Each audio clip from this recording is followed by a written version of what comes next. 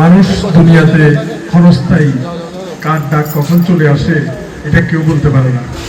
এই যে গতকালকের ঘটনাটা দেখেন, সারা জীবন বিদেশ করছে, বাচ্চাটা হয়েছে, বাচ্চাটা চোখেও দেখে নাই, ভালো করে কোলেও নিতে পারে নাই। মনের মধ্যে একটা আবেগ ছিল যে বাসায় যায় একবারে ভালো করে কোলে নিব বাচ্চাটাকে, কিন্তু মাইক্রোটা একেবারে ঠিক বাড়ির কাছে এসে পানির মধ্যে পড়ে এই 7 জন একসাথে শেষ, মা বউ বাচ্চা পুরো পরিবার শেষ।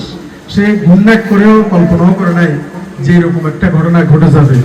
এবং সেই লোক বারবার বলতেছিল যদি আমি এটা জানতাম তাহলে আমার বাচ্চাটাকে আরেকটু বেশি করে কোলে নিতাম, মানে আরেকটু বেশি করে যদি কোলে রাখতে পারতাম, কিন্তু পারে নাই। জিনিসপত্র যেগুলো আনছে সেগুলোর কার্টুনটা ওই অবস্থায় পড়ে আছে, কার্টুনটাও খুলে কাউকে দেখানোর মতো অবস্থা ছিল না। মায়ের জন্য 2 কানের সোনা নিয়ে আসছিল, স্বর্ণ, সেই স্বর্ণটাও কিন্তু বের করে আর মাকে দেখাতে পারলো না। মাও নেই, পরিবার পুরো সব শেষ। তো এই জন্য কথাটাই এই জন্যই বললাম যে যাওয়ার কোনো সিরিয়াল নেই, আগামীকালকে কে থাকবে এটা আমরা কেউ জানি না। তাই মানুষের সাথে যাতে কোনো সময় বেয়াদবি না হয়, কোনো মানুষের অন্তরে যাতে কষ্ট না দেই, এবং পারতপক্ষে কিছু যাতে এই জগতে পরকালের জন্য রেখে যেতে পারি।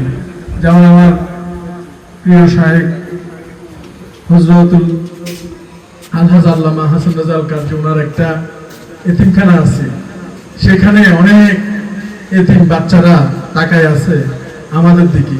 তো সেখানে যদি আমরা কিছু দেই সেটা উপরে জমা থাকবে, কিন্তু নিজে যা খাবো সব পায়খানা হয়ে চলে যাবে।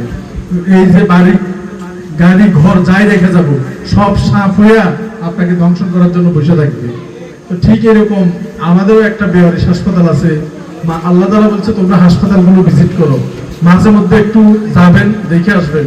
কারো হাত নাই, পা নাই, মাথার খুলি নাই, শরীরে লক্ষ লক্ষ পোকামাকড় বাসা বেঁধে রয়েছে, রাস্তা থেকে ড্রেন থেকে উলঙ্গ অবস্থা নিয়ে আসছে, জীবন মৃত্যুর সন্ধিক্ষণে এভাবেই তারা মৃত্যুর প্রহর গুনতেছে, মৃত্যু পথযাত্রী মানুষ।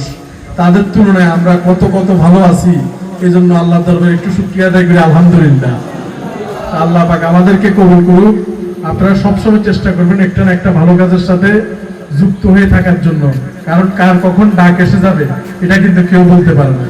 তাই এই ভালো কাজগুলোর সাথে থাকবো। আর বিশেষ করে এই কমিটি, ইন্তেজাম কমিটি, আজকে এই পবিত্র শাহেদে কারবালা স্মরণে যে আহলে বায়তে রাসূল সাল্লাল্লাহু আলাইহি ওয়াসাল্লাম কনফারেন্স, এই উত্তর মহড়া আহলে সুন্নাত ওয়াল জামাতের যারা আজকের আয়োজন করছে, অনেক আসলে একটা আয়োজন করতে অনেক টাকা লাগে।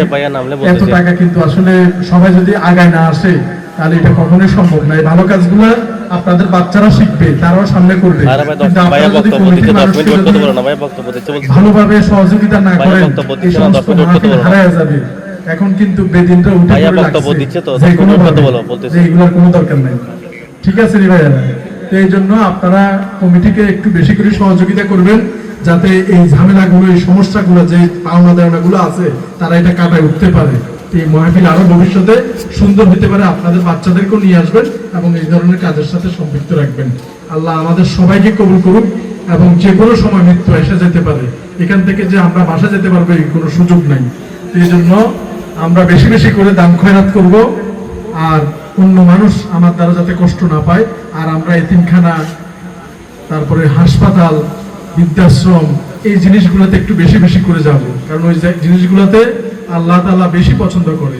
তো ইনশাআল্লাহ আল্লাহ আমাদের সবাইকে কবুল করুক। আর কমিটির ভাইদেরকে অনেক অনেক ধন্যবাদ এই ধরনের আয়োজন করার জন্য। আল্লাহর বিশেষ রহমত তাদের উপর নাজিল হয়েছে বিদায় তারা এটা করার সৌভাগ্য অর্জন করছে, না হলে বহু মানুষ ঘুরতেছে, সবাইকে আল্লাহ তাআলা এরকম সৌভাগ্য দেয় না। ওনাদের জন্য অনেক দোয়া। আমার মরহুম বাবা মায়ের জন্য আপনারা একটু দোয়া করবেন। আসসালামু আলাইকুম ওয়া রাহমাতুল্লাহি ওয়া বারাকাতুহু।